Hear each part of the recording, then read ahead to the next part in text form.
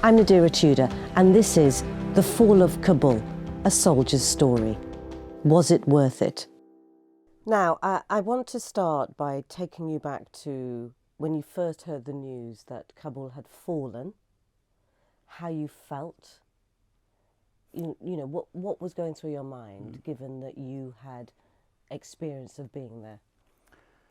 Well, first, thank you for having me here. It's interesting to go back into those feelings and piece of my life that was a couple of years ago. Now, to answer your question, my first thinking was all that for that.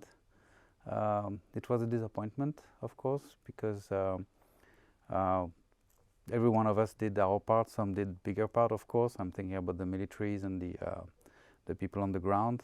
Me, I was a civilian, so I was always behind the walls.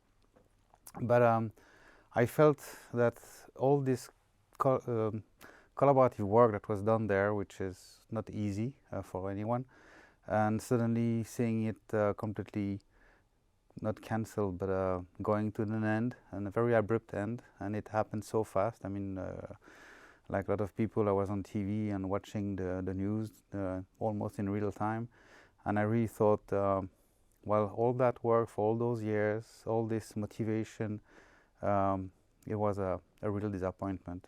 And I had a thought for the Afghan workers that are working on site with us, and I said, poor guys and poor women, they will go back to their previous situation, which was not very enviable, and I really had a sad feeling for this outcome. Yes. Could it have been done differently, better? I don't know. I mean, this is a little bit above me in terms of the thinking, the strategy, the goals, the political decisions, and everything. But as just a simple participant of this effort, it was not a good day. The scenes were so dramatic, weren't they? Yeah, of course, especially when it's also even more dramatic when you went there. I'm thinking about those scenes on the airport, on the tarmac, with people trying to block the planes or trying to jump on it somehow to maybe fly away with the planes. But I've been there on this airport, of course, on the north part to work, but also on the south part to take a plane. So I went into this building, I went onto this tarmac and everything. So it was this strange feeling of thinking I was there, so I know exactly what happens there. I know exactly where it is. You can recognize sometimes some pieces of the decorum, whether it's a wall, a door, or just a scenery, and yeah, again, it was so fast, so dramatic. What a waste. Were you transported there? You talk about walking on. It's a very strange feeling, isn't it, when you've been in a location and something really so dramatic happens, yeah. Whether that's a disaster or something good, or so. From what you're describing, it sounds like your brain was immediately transported back. Yeah, it's like being back there. Instead of watching on TV, it could have been that I would be watching it from a window, from a nearby building, or from a facility somewhere there. I've never been a military, and when I went there, it was a voluntary decision to do my little part on it. I was deployed for a full 6 months, and it's one of the times during my whole career at NATO that I actually felt that I was doing something useful and with a direct meaning to my activities. Because, to be honest, I'm in IT, and when you work in the offices here in Brussels, where it's at SHAPE or the HQ or anywhere else, you could almost be in any factory, any businesses, and doing your things, of course. But when I was there, I was close to the people in uniform. I was close to the, I would say, the operation, everything, and so you get quickly, you get this. I'm part of it. I'm in it. And when you see this, it, like you said, it transports you back there. And also, I was grateful to say, okay, I'm not there when it happens, because I mean, it was so dramatic, and um, the sense of danger actually on the spot must have been skyrocketing right away for the people who were still there. Whether it was the civilians continuing to go away to come back home, or the military who were actually closing all the facilities and making sure that exiting the premises was done the way it should have been done. So yeah, watching this on TV was transporting yourself back there for a short moment. Yeah. You mentioned a number of things there, your relationships that you developed while you were there over the 6 months, and a sense of danger. I'll start with the sense of danger. Yeah. When you were there for 6 months, did you feel a sense of danger, and how bad was it? The funny one, because afterward it's always funny when nothing happened, of course, was the first incoming alert. So we were trained as civilians. We go before deployment. We go to an extensive training in Czech Republic. So we knew what to do when the alert rings and when the kind of alert is announced on the speakerphones. But the first one that happened was just a couple of days after I arrived there. My initial thought was, why the hell am I here? Why did I choose to come? I mean, this is the real stuff. It's not a movie. Fortunately, nothing serious happened. So after the alarm, went back to our normal duties, and it came regularly every couple of days. Not that often, but still, there was not a week without an alert.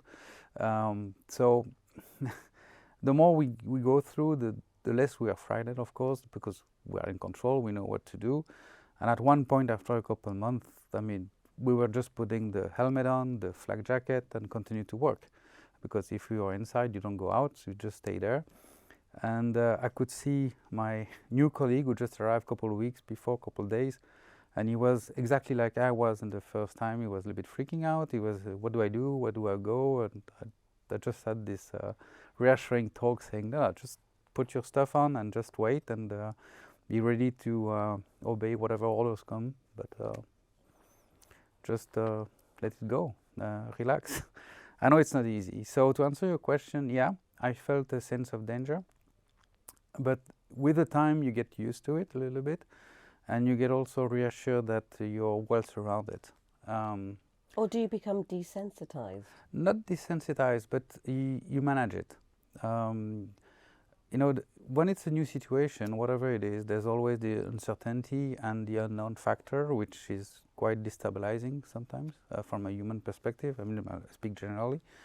But when you get used to it, because it repeats itself and it ends good, obviously there was never a rocket that exploded nearby me, so I didn't have to go to the next step, which is the actual problem.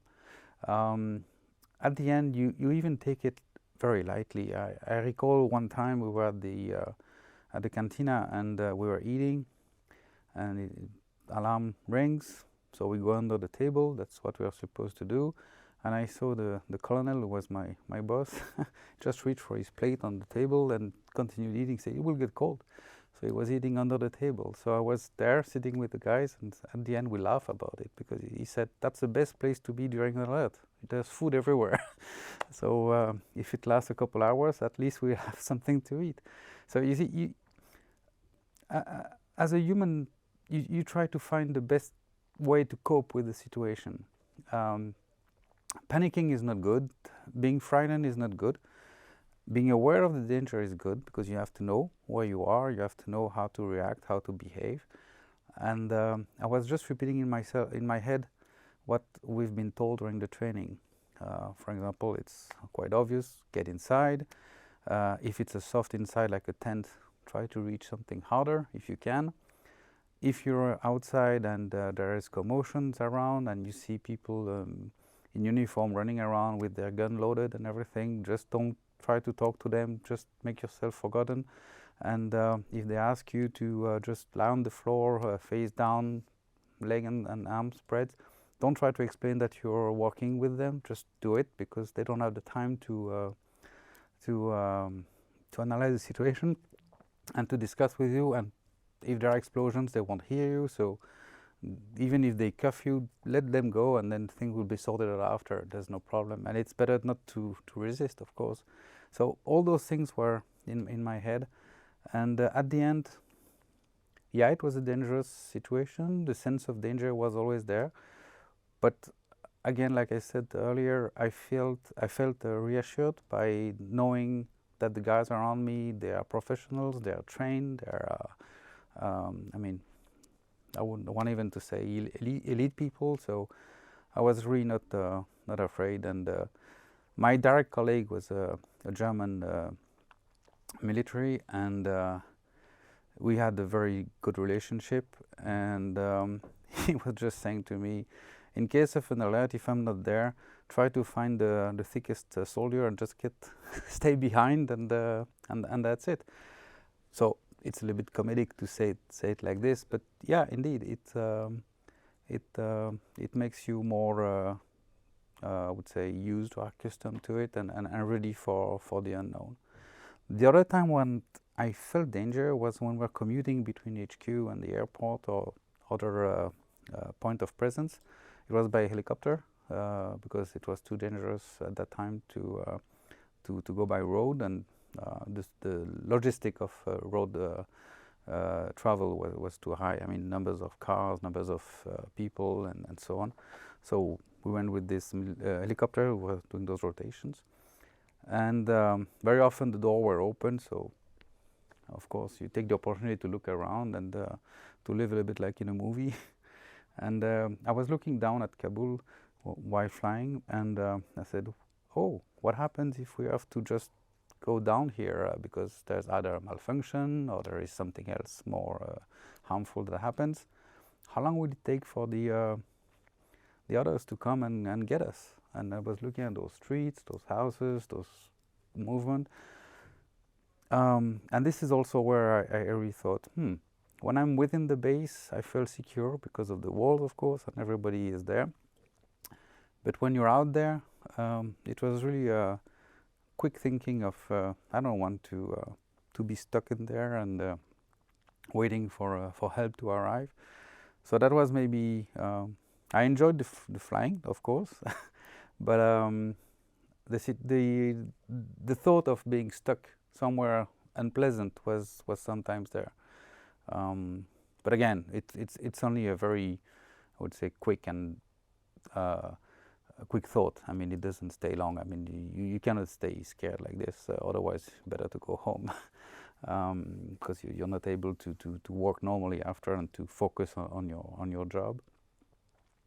So yeah, there was a couple of times where you realize that the context is not the usual context. You're not in the comfort of European country where nothing can happen. Well, this is not exactly true anymore, but I mean, it's a different environment, and once you accept it, once you understand it, you know why you're there, you know why this is done, and you know what may happen. It makes it easier to go through, and it also allows you to focus really on your purpose there. You have a job to do, you have to focus on it, and then you do it, and that's it. It's interesting you describing your training and how it obviously worked for you in those moments that you felt danger, but also in some ways, did you ever think about the fact that you might have been living a little bit of a false sense of security because incidents did happen around Afghanistan, and the very people who were protecting you actually did die. They did lose their lives. Did this cross your mind, and were you ever around any of those very real incidents? The only time I was close to, not an incident, but an aftermath of an incident, was when I was in the airport in Kaya. You have the tarmac with a wall with a big door, and then you have the hospital, which is the roll 2, I think, at that point. And when I was just walking to go to one of these buildings, they opened the gates, gave me access to the tarmac, and then I saw a couple of doctors and nurses coming out with stretchers on wheels, and actually they were waiting for a helicopter to bring 2 wounded soldiers. And so I stayed there to see how it happens, and of course you have the curious mind who is kicking in. And I saw those 2 soldiers being transported from the airport onto the gurneys and then into the roll 2. And this is where I said to myself, well, this is the reality. This is not a movie. Those people are hurt. Maybe there are casualties where it happened. I don't know. I didn't have the details, of course. But being so close to this kind of action, I'm not saying that it was fun. It's really the bad word, but it was a principle of reality, a reality shock, to say it happens. Something did happen, and it could have been anyone. Could have been me if it was out for whatever reason. And this is where I really realized that people get hurt, people get killed in this mission. And yeah, that's when I also thought this is not fake. This is real. And that's one of the moments when I actually again thought, well, I'm in a special place. It's not my current environment. It's not my comfort zone, but I can cope with it. That's okay. That's not an issue. So this is the closest I was to an incident. I would say not the incident, but the aftermath of it, the return of the people who were engaged and unfortunately got hit. As a civilian, actually being so close to that scene that you're describing is quite shocking. It is because first you realize it's again, I will use the same word. It's not fake. It's real. I mean, it's real blood. It's real wounds. It's real pain. It's real. Maybe this guy's life is affected for the rest of his life. Didn't know, of course, the magnitude of the injuries, but could have been just a small thing, or it could have been something more dramatic. But yes, it really moves you to a different world, into a different perception of the reality. And if I make a quick jump to nowadays, when you see what's happening on the TV, of course, with this Ukraine war and now this Israeli and Hamas war, and when you see what's happening there, of course, I was not in those kind of situation of actual battles, but all what I lived, I experienced, and the feelings I had, they come back, because it's not the same situation, but it's very comparable, and it's again people getting hurt, people suffering, and there's a cause behind. Depending on which side you are, you follow your cause and your reasoning. But nevertheless, when I watch those news, I'm pretty sure that I have a different understanding than someone who didn't go to this kind of environment in their life. Thinking about my direct family or my friends or whoever I discuss.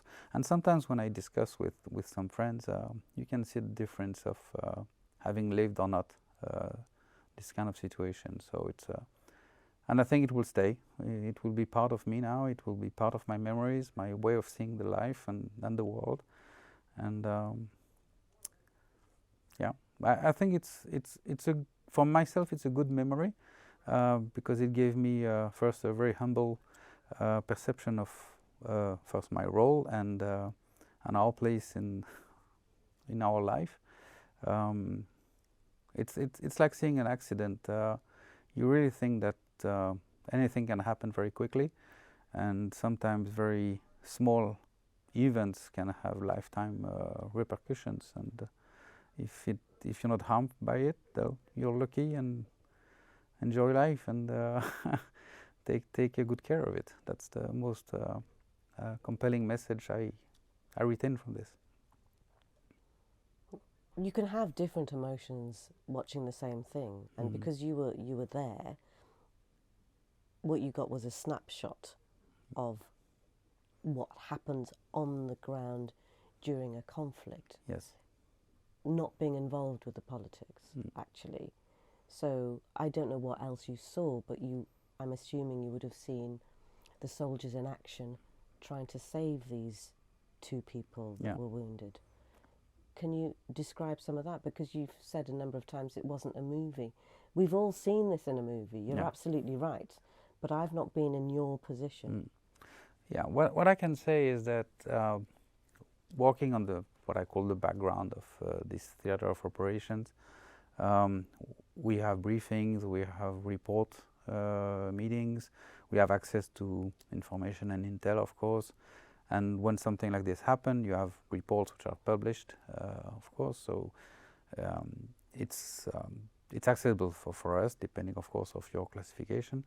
And I could read a little bit. I could see the wrap up of the event. So it doesn't give all the details, of course. Again, we're not in a movie. We're not following the hero with a camera and see exactly in slow motion what happens.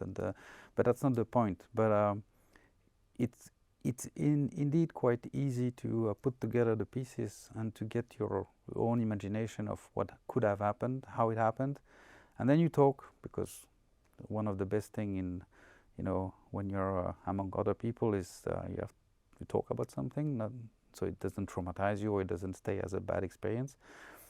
And of course there, very often you talk to militaries, you talk to people who've been on the ground, who have maybe lived the same things.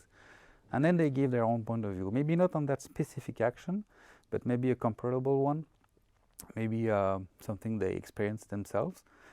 And you get this very easy to believe and truthful, and sometimes also it's pushed with their own emotion, their own feelings, sometimes anger because things went wrong for whatever the reason, bad decision, bad order maybe, or bad luck, whatever happens. And then, yes, indeed, you can get a pretty good idea of, at least mentally, of what happened. And by getting this information, whether it's written on a report or said by a fellow colleague, I think the impression you have becomes very realistic and very almost touchable. I'm not saying that I felt that I lived it, because that's not the case.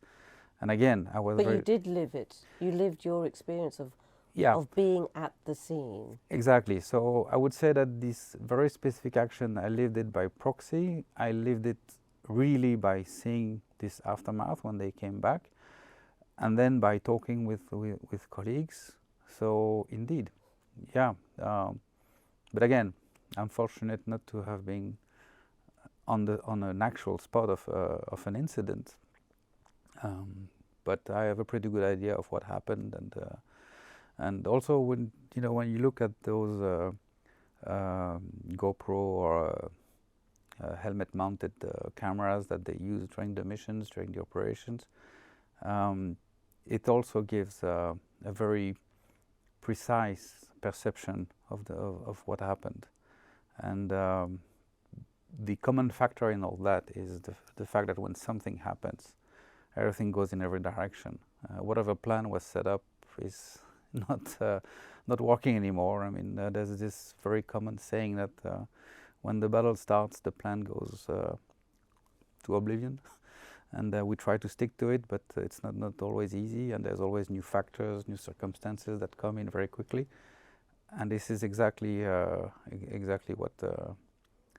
what happened, I guess. And so chaos.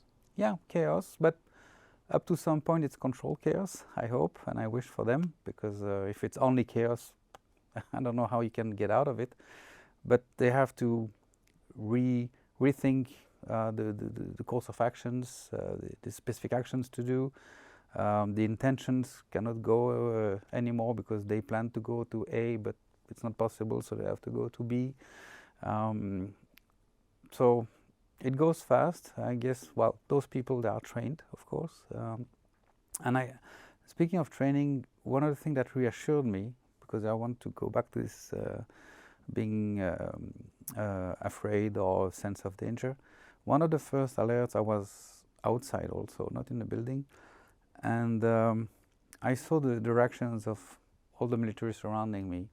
They were getting their weapons either in their hands or securing their helmet or whatever, but very quickly. Everything was some kind of a secure thing. I didn't stay too long because our instruction is to go inside and just get out of the way. So I did that. And when the alert stops and you have this siren saying that it's the end of the alert, you can see them removing the bullet that was in the chamber, and then they go to those big can thing. I mean, huge. I don't know how to call them. Filled with sand or concrete or whatever is in there, and there's an opening and then a little tube. They put their gun in there and they just shoot to make sure that there's nothing staying in the as a live weapon. But they do that so fast. They do that so in a secure way. This is where I really thought, those guys are trained. They do exactly the good things. They do everything does the same thing. There's a sense of control, security, and professionalism. And this is a little bit different also of what you see in the movies. You have a lot of individual actions in the movies and a lot of heroic things, which has a great value from a cinematic perspective. But when you see the real things, you say, okay, I feel okay because I know that those guys, they are all guys and girls, of course. They are women. I don't want to make a separation. They know what they do, and this is good. I feel secure. I feel protected, and so that's also a feeling that was putting me at ease for my time there. I want to move on to your relationships, because you mentioned that you felt a part of something in that environment. Yeah. Can you expand on that, your relationships with your military colleagues and also the translators? For the relationship, I just want to say first and foremost that I made good friends there, and it was in 2016, 2017 that I was there, but even still now in 2023, I still communicate with a couple colleagues who are colleagues there, military colleagues. I'm thinking about specifically the German one, who was my direct colleague. We are working together. But then we had also an American one who we are still in contact. We exchange on social media sometimes a few things. He's also a motorcyclist, so it helps. So we exchange on those things. But I continue to follow his career to see when he has a new recognition, a new award, or he's assigned to a new post. It's something that I was not expecting. When you have colleagues in the normal office, sometimes someone becomes a friend, but for other reasons. But when you live in the same area, it's easy to see each other again. But when those people are coming from very far away and they go back to their home, or if they are militaries, they are assigned to different places in the world, of course. So very likely we will never see each other directly, except if there's a good opportunity, then it will be with a great pleasure. But nevertheless, I mean, the link, the relationship is still there somehow. And so yes, and the other thing that I will always remember was, when you stay more than, I don't recall exactly, X month, 4 or 5 months on the deployment as a civilian, you get a reward, you get a medal. Was one of the first medals I got in my life, after the ski medals when I was a teenager. But and the person who gave me this medal, shook my hand, and he said, "Why are you here? You're a civilian." So we don't have the time to discuss long because it's during a ceremony, of course. So in a few words, I explained to him why I was here, and he said, "I really appreciate civilians doing their part to support us. So thank you very much." And there, I felt it was a very brief moment, but I felt a recognition. I felt a sense of gratitude coming, but a genuine one, something that he meant, and that's where I thought, yeah, that's why I'm here, and I'm very happy that someone recognized it and tells so. It was very rewarding, actually. So, if I want to go back to your question about relationship, is it because we live almost together 24 hours a day? I mean, we even, the sleeping buildings are literally 3 minutes from your working place. So when you work together during your working hours, and then you spend time together to go to eat or to go to play a game of cards or something else, to spend the evening, and then you go to sleep and you meet the guy again in the in the washrooms, and in the morning you see him taking his coffee with you. So at the end, yeah, you build this kind of close relationship with people, and I think this is also something that makes this experience also different from a social point of view. And the relationship that you have there, are very interesting. Really, it feels also good to be surrounded like this with people that you can rely to. And you mentioned the interpreters. Maybe I won't have a lot to say because I didn't work with local interpreters or local Afghan people.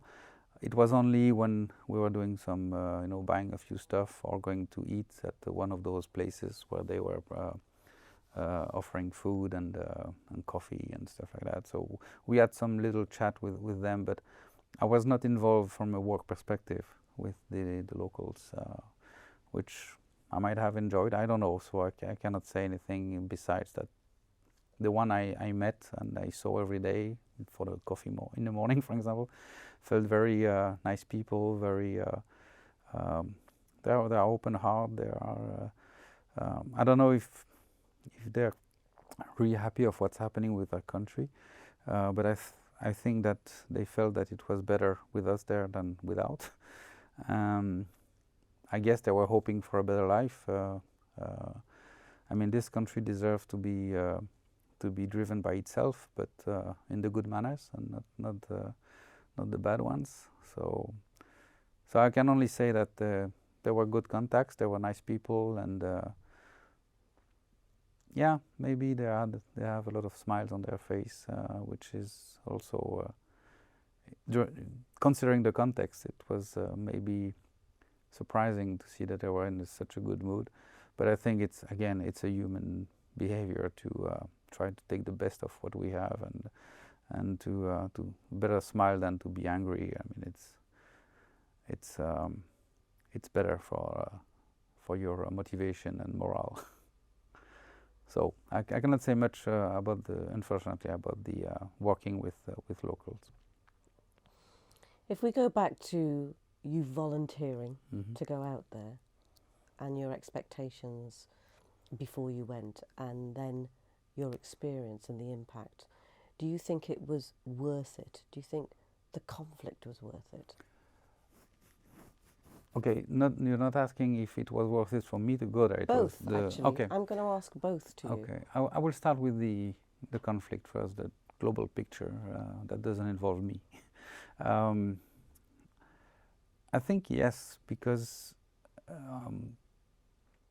things could have been better. There should have been a better, brighter future for this country and the people living there.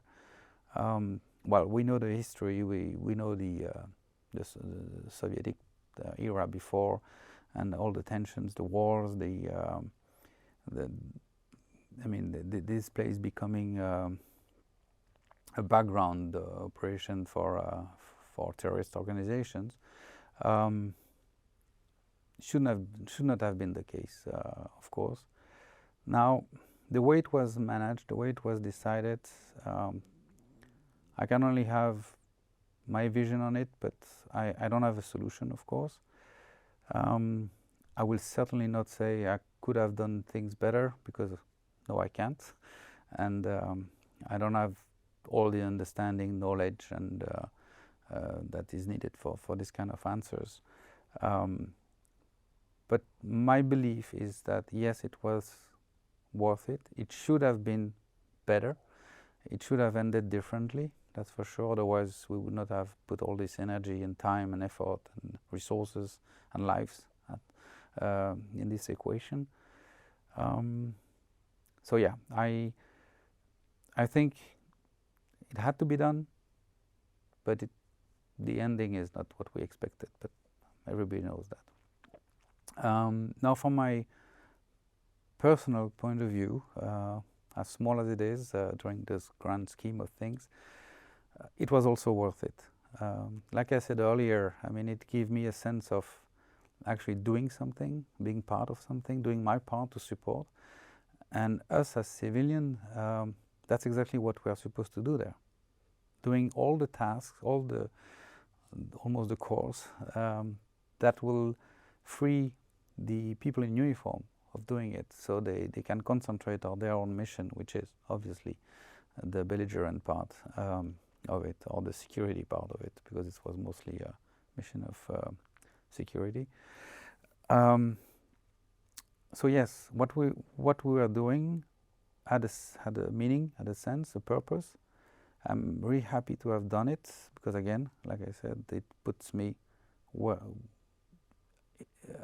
at the level of what everybody here in the buildings in Europe are doing. At the end, ultimately, it's for maintaining peace and freedom, but by means of actions and military. That's one thing, and the other thing is also, like I said, I'm a civilian, and for personal reasons, I didn't do my military service when it was still mandatory, because I had kids and I had to focus on finding a job and feeding my family. So I'm not hiding behind that, but circumstances made me not do a military service. So I don't have experience in uniform. And working at NATO, it was a little bit missing this thing. I felt not that I was not where I was supposed to be, because I've always done my job with pride and motivation. So that's not the problem. But I said something is missing. The actual purpose of what NATO is doing in terms of presence.